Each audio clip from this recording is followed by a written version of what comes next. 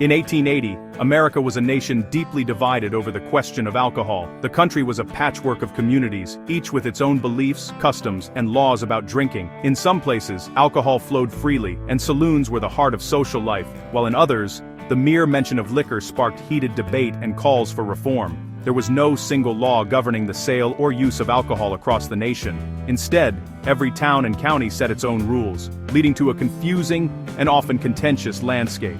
In some towns, saloons thrived, serving as gathering places for workers, travelers, and politicians alike. But just down the road, another community might have voted to ban alcohol entirely, shuttering bars and liquor stores in the name of public morality. The temperance movement was gaining momentum, led by passionate religious groups and social reformers. They blamed alcohol for a host of social ills: poverty, domestic violence, crime, and political corruption, and believed that banning it would lead to a better, more virtuous society. Their fight was intensely local, waged one town, one county at a time. Activists canvassed neighborhoods, lobbied local officials, and organized rallies to persuade their neighbors to vote for prohibition. Only a handful of states like Maine and Vermont had managed to pass statewide prohibition laws. For some, these laws were a sign of progress and moral awakening. For others, they represented an attack on personal freedom and a threat to local businesses. The debate was fierce and emotional. Temperance advocates rallied for a sober, virtuous nation, believing that alcohol was the root of society's problems and that its elimination would bring about a new era of prosperity and peace. Meanwhile, brewers, saloon owners, and ordinary citizens defended their right to drink, arguing that prohibition would destroy jobs, hurt the economy, and trample on individual liberties. For many, the freedom to choose was as American as the right to vote. Laws were passed and repealed as political winds shifted, with each election bringing new battles. In some places, prohibitionists won, only to see their victories overturned a few years later. The issue became one of the hottest and most divisive topics in local politics. This era of state-level and local battles set the stage for a much larger national conflict. The lines were being drawn, and the stakes were growing higher with each passing year. The groundwork was being laid for a movement that would soon sweep across the entire country, uniting activists from small towns and big cities alike. The question of alcohol's place in American society was far from settled. Every debate, every protest, and every new law added fuel to the fire.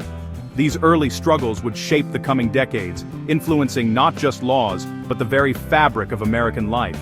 The seeds of a national movement were being sown in church basements, town halls, and on the streets, as ordinary people took up the cause.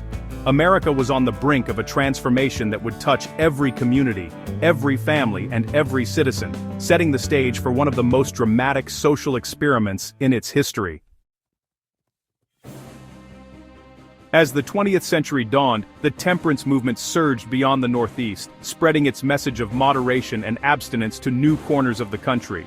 What began as a series of small, local gatherings soon grew into a powerful social force, uniting people from all walks of life under a common cause. The movement gained remarkable strength in the rural South and Midwest, where tight-knit communities and religious values fueled support for prohibition. In these regions, the call for a dry nation resonated deeply, as many saw alcohol as a threat to family stability and moral order.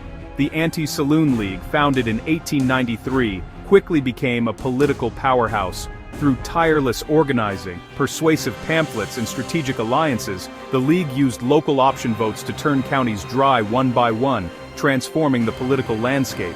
This grassroots strategy created a checkerboard of wet and dry areas across the nation, with some communities embracing prohibition, while others resisted. Each victory built momentum, inspiring activists to push for even broader reforms and statewide bans.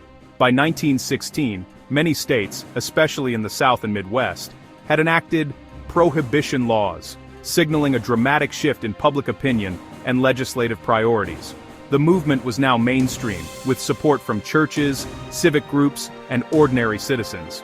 The dream of a national ban on alcohol was no longer distant, it was within reach. World War I gave prohibitionists powerful new arguments. With the nation at war, grain was needed for food production, not for brewing alcohol. Conservation became a patriotic duty. At the same time, anti-German sentiment swept the country, and breweries, many with German roots, became targets of suspicion and protest. The climate was ripe for change. the drive for a constitutional amendment to ban alcohol nationwide became unstoppable as activists and lawmakers joined forces in a historic campaign. Prohibition was no longer a fringe idea, it had become a national crusade, capturing the imagination and energy of millions. The stage was set for a dramatic transformation as cities and towns prepared for a new era. America stood on the verge of going dry, ready to embrace one of the most ambitious social experiments in its history. In 1920, the 18th Amendment made alcohol illegal nationwide. Supporters celebrated, expecting a new era of health and virtue. But Prohibition backfired, alcohol went underground, fueling a booming black market. Criminal empires like Al Capone's thrived, and speakeasies became symbols of rebellion.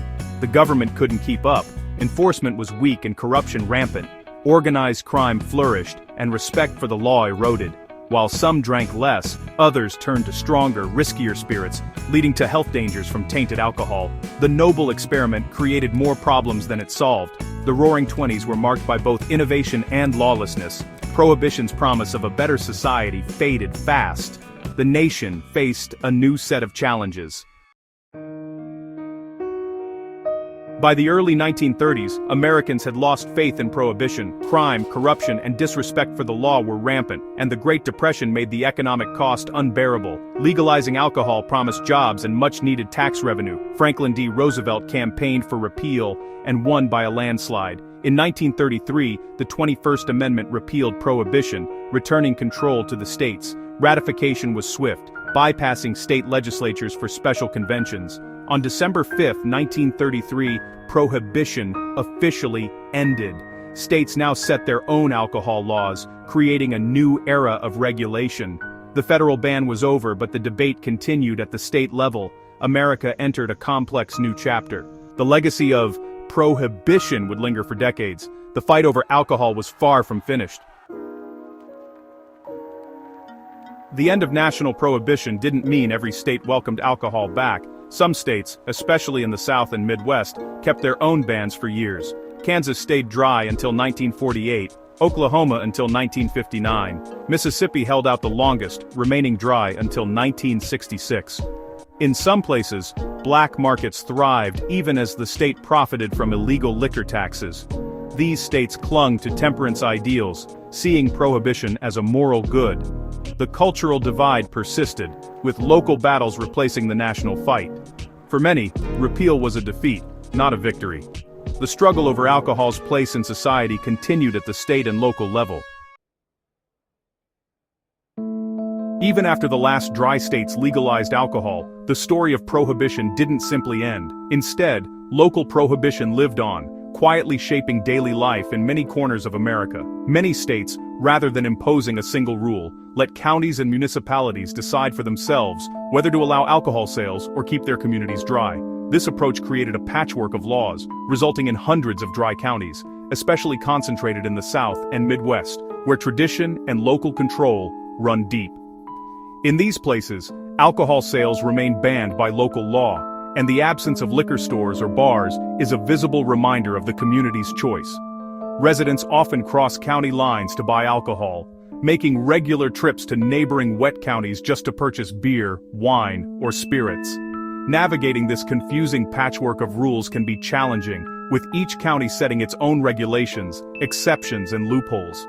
The reasons for keeping counties dry are deeply rooted: religious beliefs, a strong sense of tradition, and a desire to protect community values, often passed down through generations and fiercely defended. For some, keeping counties dry is about safety and morality, a way to prevent problems they associate with alcohol, like crime or addiction. For these residents, the issue isn't about money or personal freedom, but about preserving a way of life they believe is best for their families and neighbors. Local debates are still fierce, with passionate arguments on both sides whenever the issue comes up for a vote. These debates often pit business interests, who see opportunity in alcohol sales, against social conservatives determined to keep their communities dry. Some counties have found a middle ground, allowing limited sales in restaurants or under strict conditions, while others remain completely dry, holding fast to their Prohibition-era roots. The legacy of the temperance movement endures in these local battles, echoing the values and fears of a century ago. The question of alcohol's place in American life is still being decided, not in distant capitals, but in local elections and community meetings. In the end, it's a decision made one county at a time, reflecting the unique character and convictions of each community. Today, America is officially wet, but the legacy of local control remains. Alcohol is a major industry, yet hundreds of dry counties still exist, especially in the South. The 21st Amendment enshrined the right of states and communities to set their own rules. The national debate has become a patchwork of local decisions. For many, dry laws reflect enduring values and community standards. These local choices are a living link to the past. The story of American alcohol regulation is one of constant negotiation between liberty and the common good. The debate continues, shaped by history and the enduring power of local control.